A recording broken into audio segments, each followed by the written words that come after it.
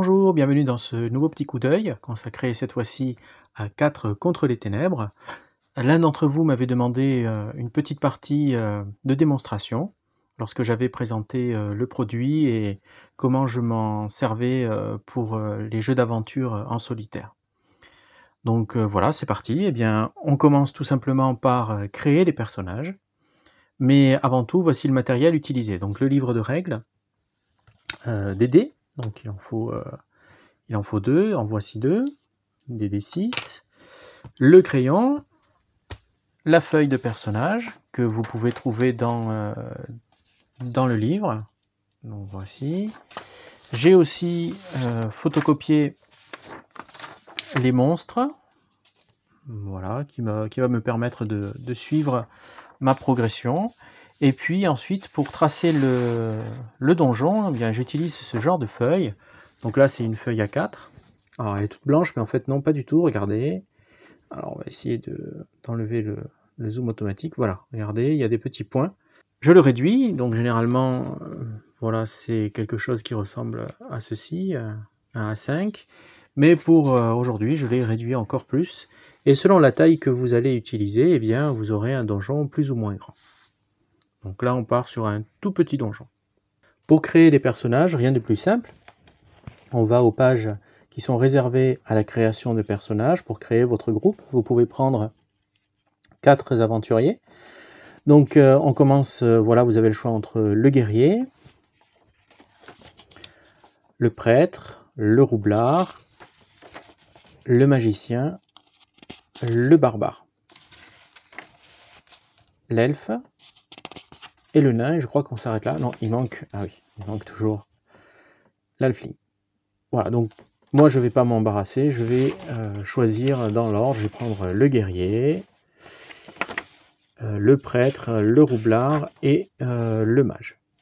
Voilà. Alors comment on fait? Eh bien on prend sa fiche de personnage, donc c'est celle-ci, voilà. On va lui créer un nom, le type, eh bien le type c'est ici guerrier. Le jet d'attaque, eh bien c'est ce qui est marqué en fait il faut reporter tout ce qu'il y a là.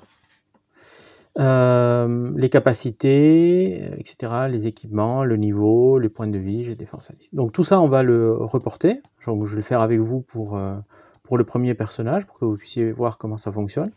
Et ensuite je le ferai plus rapidement pour les autres. Alors on va commencer. Donc le guerrier, eh bien, on va l'appeler Marle. Alors Marle, c'est le personnage principal des Chroniques des Territoires. Donc voilà, donc Marle. Le niveau, ben, il est niveau 1. Le type, eh bien, c'est un guerrier.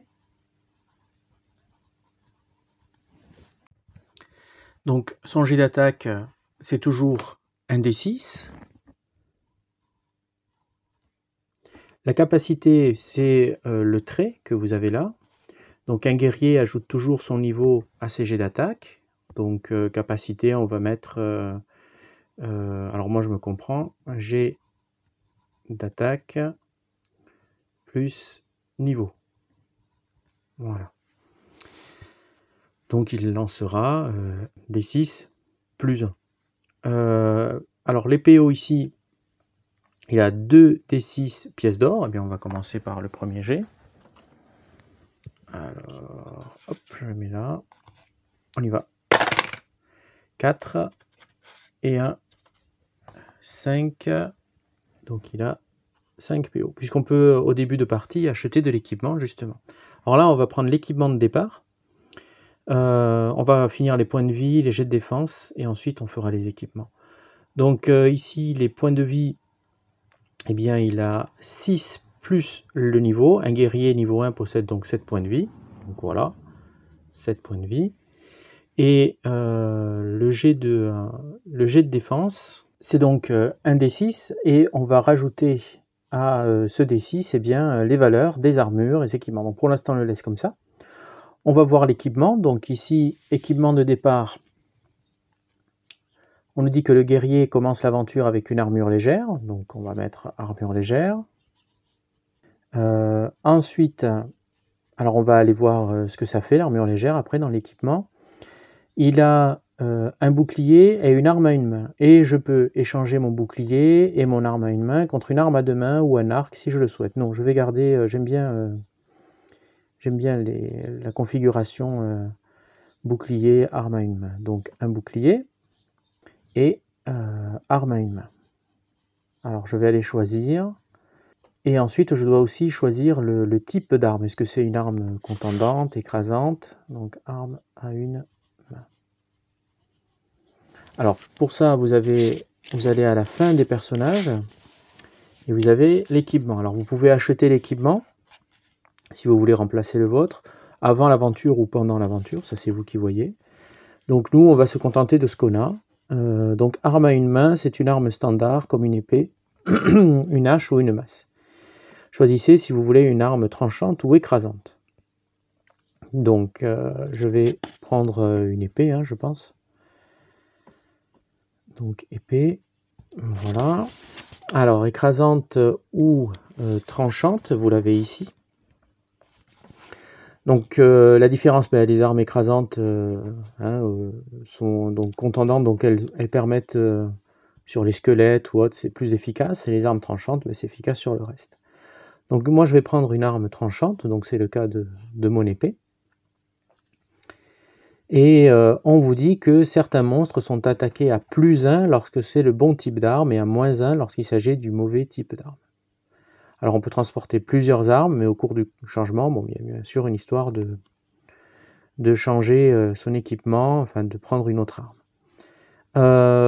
Donc on est parti sur une arme à une main, donc on regardera quels sont les monstres où je vais bénéficier d'un +1 lorsque je vais attaquer.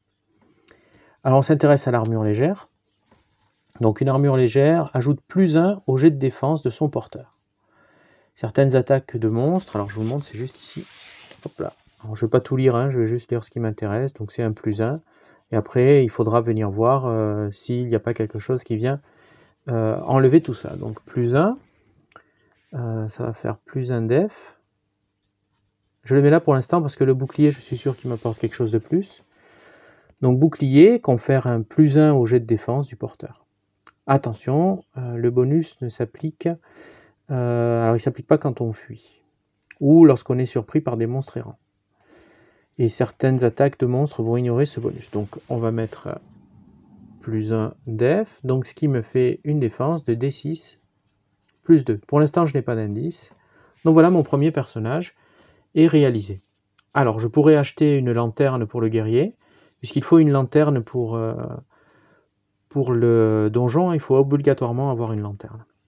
Si le personnage qui tient la lanterne meurt, la lanterne tombe, ne s'éteint pas, et c'est le personnage suivant qui prend la lanterne. Donc c'est pas à lui qu'on va donner la lanterne, c'est pas au guerrier, parce qu'il a besoin de son bouclier, et voilà, on va donner la lanterne au numéro 2 du groupe, qui sera donc ici, qui sera le prêtre. Ou alors, je sais pas, le prêtre ou le roublard, plutôt le roublard en numéro 2. Donc là je m'occupe de faire les 3 derniers personnages. Voici donc mes personnages. Donc on a vu Marle, ensuite on a Remkor qui sera donc le prêtre, jet d'attaque D6. La capacité, on rajoute au jet d'attaque la moitié du niveau arrondi à l'inférieur, donc on va pas rajouter grand chose quand on est niveau 1. Et contre les morts vivants, par contre là on rajoute son niveau au jet d'attaque. En équipement, on a une masse, donc écrasante, une armure légère, un bouclier. Donc une défense à D6 +2 et 5 points de vie. Ensuite, Saran, donc une roublarde, qui aura donc un jet d'attaque à D6, points de vie 4, niveau 1, défense D6 +1. Les capacités, on désamorce les pièges lorsqu'on jette le dé, hein, on rajoute les niveaux. Et lorsqu'on est en surnombre, on rajoute son niveau au jet d'attaque. Donc 8 PO. On a dépensé des points pour acheter une lanterne, donc c'est elle qui portera la lanterne. En équipement, corde, un passe-partout, une armure légère et une arme à une main. Légère, donc ça sera un couteau. Enfin un couteau de lancer ou quelque chose comme ça. Ensuite, Celtia, donc c'est une magicienne. Jet d'attaque D6, jet de défense D6, aucune armure. Comme elle est niveau 1, elle possède 3 sorts. Et lorsque l'on attaque avec des sorts, on rajoute son niveau au jet d'attaque. Elle a une arme légère qui sera une épée. J'ai oublié de le mettre. Et les sorts que j'ai choisis pour cette partie, c'est 2 boules de feu et un éclair. On est prêt à débuter la partie. Donc on a besoin, la fiche de personnage, on la laisse de côté. On la consultera lorsqu'on aura besoin des personnages. On prend la fiche qui est là, et c'est elle qui va en fait nous permettre d'évoluer le donjon. Alors on peut le prendre comme ça, c'est comme on veut. Comment on fait? Eh bien, tout d'abord, on va commencer par aller à la bonne page. Donc, une fois que vous avez vu tout ça, vous arrivez, donc c'est à la page 24 du livre en français. L'entrée, il faut choisir l'entrée. Donc, on va jeter un des 6 et on va voir quelle entrée, et ensuite on le positionnera. Voilà, alors là, je pense que vous voyez. On y va. Donc, 1, eh bien, ça sera cette entrée-là. Donc, on va la dessiner. Hop. Voilà, alors on va plutôt dessiner comme ça, ou alors comme ça. Bon, alors je dessine et en même temps, je vous raconte un peu pourquoi il se retrouve là. Alors moi j'aime bien me mettre un petit peu dans l'ambiance, donc mes personnages sont tout jeunes et ils ils se rencontrent régulièrement à la taverne de leur petit village. Et ils ont entendu parler d'un petit tumulus où il y aurait un trésor. Alors, légende certainement ils ne savent pas si c'est une légende, si c'est vrai ou pas. Donc, ça a été raconté par l'ivrogne du coin. Mais ils se disent que, ma foi, pourquoi pas tenter et aller essayer de découvrir un trésor. Peut-être qu'ils découvriront par là de l'argent ou bien un objet qu'ils pourront revendre ou la gloire à venir. On ne sait pas trop. Donc les 4 ont décidé de partir donc à la recherche de ce qui pourrait être pour eux le début de la gloire ou le début de leur fin. Donc voilà, donc j'ai dessiné l'entrée. Je vais décider qui marche en premier. Et puis ensuite, eh bien, on va tirer au sort le passage suivant. Donc je vais me le mettre en fait ici, tout en bas là. Donc d'abord ça sera le roublard, donc la roublarde qui marche en premier, ensuite le guerrier, pour terminer, en suivant le prêtre, et pour terminer le mage. Donc j'ai mis le nom de leur fonction, ça va plus vite pour moi plutôt que les prénoms. Ensuite, qu'est-ce qu'on fait? Eh bien on prend 2d6 et on va lancer sur les pages suivantes. Voilà. Hop, je vais vous le mettre de plus près. Donc voilà, vous voyez, vous avez différentes salles. On va lancer à chaque fois pour voir quelle salle on dessine. Et ensuite, on va lancer un dé sur le contenu de la salle qui est ici. Voilà, 2d6. Et on enchaîne comme ça. Alors, commençons. Alors, pour moi, les dizaines, hop, donc je vais utiliser ces 2 dés. Les dizaines, les unités. On lance donc les 2 dés. On obtient un 46. Donc on va... Hop, 46. Alors il y a des salles ou des couloirs. Ça ne change pas grand-chose, à part quand on marche de front dans un couloir, à 2 de front. Donc on ne peut être attaqué que par 2 ou on peut attaquer que 2 unités, j'allais dire, ennemis. Donc 46, c'est ici. Donc on va le reporter sur la fiche. Alors on va le mettre de ce côté. Vous pouvez faire tourner votre salle comme bon vous semble. Donc on commence. Donc 2, je crois que c'est 2. Ouais, voilà, donc c'est 1 et 2. Et ensuite 1 sur le côté et 3 en remontant. Et on ferme. Voilà.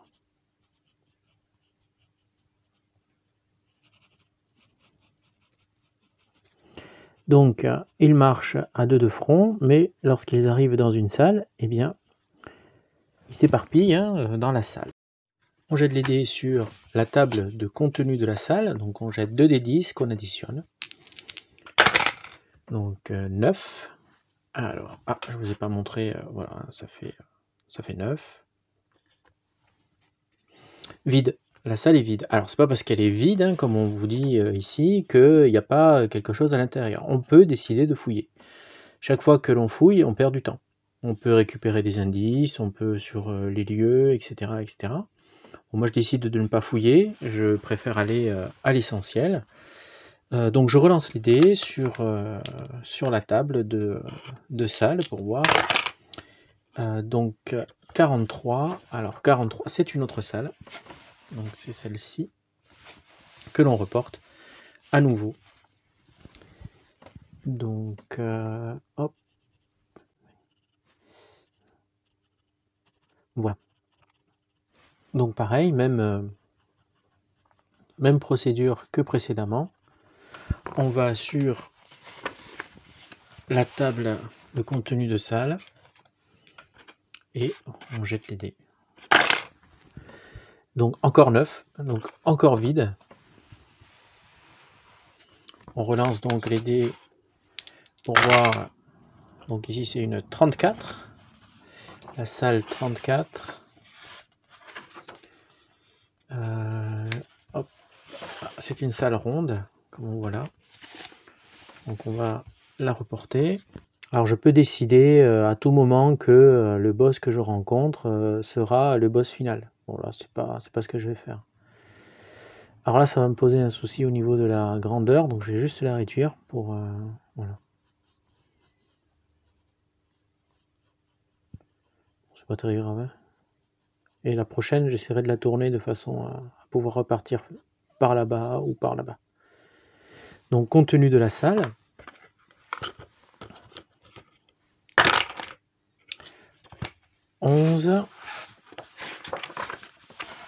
Effectuer un jet sur la table des boss. Oula. Puis lancer un D6. Ajoutez +1 pour chaque boss ou monstre étrange que vous avez rencontré jusque-là. Donc j'ai rencontré personne, tout va bien. Si votre total est de 6+, ou si le tracé de votre donjon est complet, il s'agit du boss final. Ah bah... diable. Donc D6 sur la table des boss. Alors vous l'avez un peu plus loin.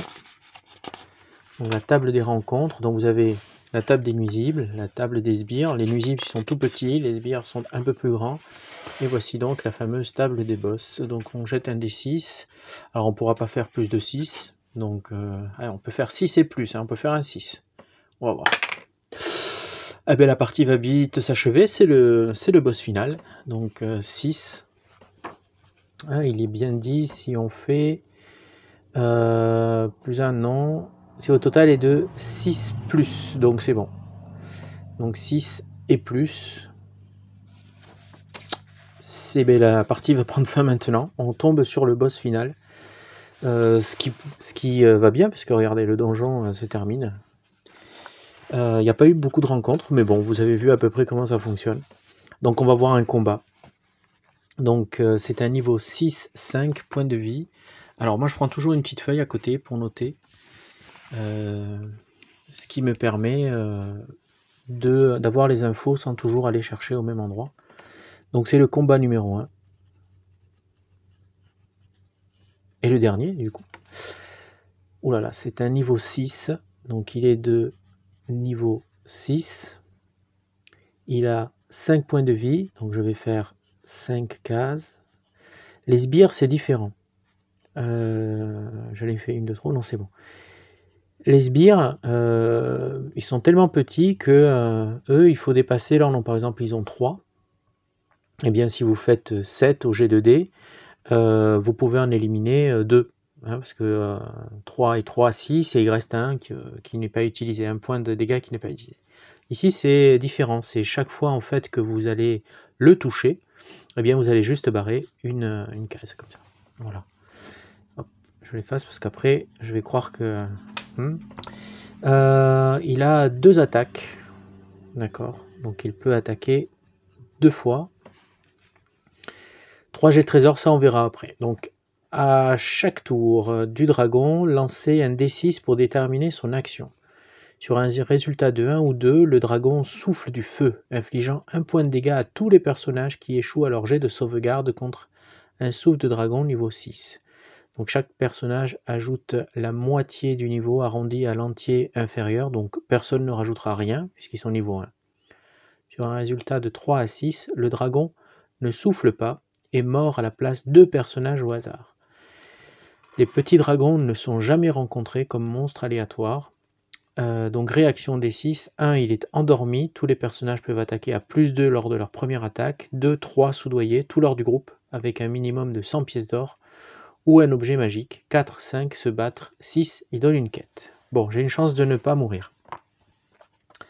Je vais donc jeter un dé sur cette dernière ligne, et on va voir pour la réaction. Donc je n'attaque pas tout de suite, sachant que si je n'ai... il attaque, hein, tout ça. Si je n'ai rien de tout ça, si je n'ai pas un 1, si je n'ai pas 2 ou 3, ou 4 ou 5, alors si je tombe sur 4, 5, on va se battre, et c'est lui qui commencera. Allons-y, on lance un dé. 1, il est endormi. Je vais donc pouvoir attaquer, et tous les personnages peuvent attaquer à +2 lors de leur première attaque. Eh bien, c'est ce qu'on va faire. À l'attaque. Je vais prendre ma fiche de personnage, que voici. Alors comment on attaque? Eh bien on va lancer en fait le jet d'attaque qui est ici, et on va essayer de dépasser le 6. Chaque fois qu'on dépasse le 6 de l'ennemi, eh bien à ce moment-là, on peut cocher une case. Alors il existe une règle qui s'appelle le D6, le dé explosif. Si vous faites un 6 sur votre résultat, eh bien vous relancez, et vous relancez, et vous relancez, vous relancez, chaque fois que vous faites des 6 naturels.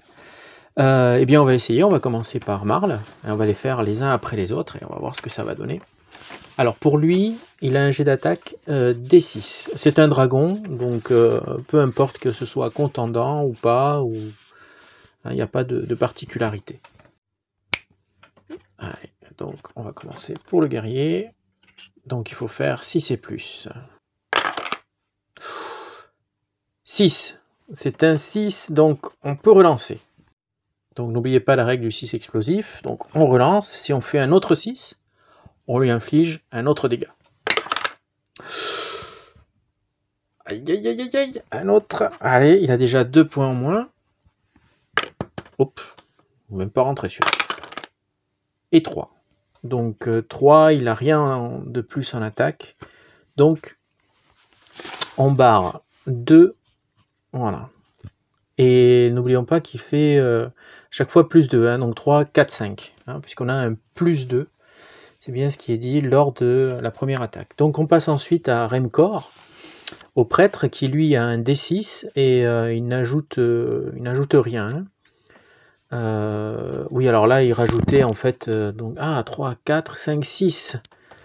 Et si, j'avais oublié en fait le guerrier, regardez, jet d'attaque plus le niveau. Donc il a fait un 6 plus 1, 7, donc 2, 7, donc c'était bon. Et là, en fait, il fait 3, plus, donc 3 plus les 2, 3, 4, 5, plus 1, 6. Donc il lui en barre une troisième. Voilà, très bien. Des fois, ouais, il faut pas oublier. Donc Remkor, je vérifie cette fois-ci, il rajoute un demi au jet d'attaque arrondi inférieur, donc il a rien, et ce n'est pas un mort-vivant, donc lui par contre, il doit faire un 6 naturel ou rien du tout. Allons-y. Rien du tout pour Remkor. On passe à Saran. Donc Saran, est-ce qu'elle est en surnombre? Oui, donc elle va pouvoir rajouter son niveau, donc elle a D6 plus 1. Donc, elle peut potentiellement elle peut toucher. 6. N'oubliez pas, dé explosif. Donc 6. Donc 6 plus 1, hein, donc ça fait 7. Allez, on réessaye. À 3 plus 2, 4, 5, plus 1, 6. Elle en barre 2 donc. Ah bah il est mort. Il est mort. Et voilà. Adieu le petit dragon, c'est vraiment fou. Alors on va voir les résultats. Donc il a 3 G de trésor à +1. Donc on va jeter sur la table des trésors et on va voir ce qui se passe. À la fin du volume, vous avez regroupé les unes après les autres toutes les tables, ce qui permet d'éviter d'aller chercher un peu partout. Donc on commence par la table des trésors, donc on a un +1, il ne faut pas l'oublier, donc on rajoutera +1 au dé pour voir ce qu'on trouve. Donc 3 G. Donc premier G, 4 plus 1, 5. Je trouve un bijou valant 3d6 plus 10 pièces d'or. Je vais me les marquer, puis ensuite je vais les reporter. Donc, on a 3d6, un bijou valant. Donc, bijou qui vaut 3d6 PO. Plus 10 pièces d'or. Plus 10 PO. Ok. Deuxième G. Ah, cassé. Voilà. 5 plus 1, 6. Un objet magique au hasard de la table des trésors magiques ci-après. Donc on tire tout de suite sur les trésors magiques. Donc c'est cette table là-haut. On y va. 2. Un anneau de téléportation. Donc on va le marquer. Donc il y a ça. Il y a un anneau. Hop. Anneau de téléportation. Après je regarderai ce que ça fait exactement. Et il nous reste un G. Un G à +1. Je crois que c'était tout pour le 6. Oui. Donc un G. 1 plus 1. Donc 2. Des 2 des 6 pièces d'or. Donc on jette. Voilà, ça fait 10 pièces d'or. Plus 10 PO. Et on reporte tout ça. Mais il ne faut pas oublier que comme c'est un boss final, on multiplie par 100 les pièces d'or. Donc en fait, c'est pas 28 qu'elle gagne, c'est donc 128. Donc, alors j'avais mis 28, en fait c'est 128. Il faut pas oublier ça. De même, normalement, lorsque c'est le boss final, eh bien on doit, si on a un objet magique, eh bien en fait c'est plus. Alors, je vais vous retrouver la règle. À la page 42, vous avez voilà, il est soit triplé le trésor, soit augmenté de 100 PO, donc j'ai choisi de l'augmenter de 100 PO. Et s'il y a un objet magique dans son trésor, vous découvrirez à la place 2 objets magiques. Donc là, je devrais relancer pour m'accorder un nouvel objet magique. Enfin, petite précision concernant le boss de tout à l'heure, puisque à un moment donné, j'étais arrivé pour tous les boss majeurs ou pour tous les monstres majeurs, pas les petits, les tout petits, pas les nuisibles. Donc vous avez ici, vous voyez, il avait 5. Eh bien, si vous faites première blessure, deuxième blessure, troisième blessure, c'est plus de la moitié. Donc il n'est plus de niveau 6, mais il est de niveau 5. Voilà, il perd un niveau en fait. Donc ça correspond, voilà, il est blessé et il est moins efficace que prévu.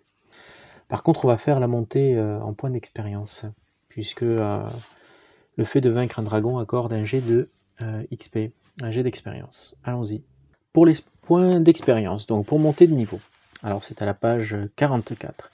Vous devez, à chaque fois que vous tuez, alors pas des nuisibles, mais un monstre majeur, un certain nombre de sbires, ou le boss final. Alors pour le boss final, particularité, on a droit à 2 G d'XP. Alors c'est facile, vous allez jeter un dé, et si le résultat est supérieur à votre niveau, eh bien vous montez de niveau, tout simplement. Attention, on ne peut pas faire monter de niveau un même personnage 2 fois de suite. Donc on peut tenter une montée de niveau avec le même personnage jusqu'à ce que je réussisse, mais il ne peut pas monter 2 fois de suite. Donc on y va, on jette les dés. Donc c'est un seul personnage qui va monter de niveau. Là, comme j'ai droit à 2 G, eh bien, je vais pouvoir en faire monter 2.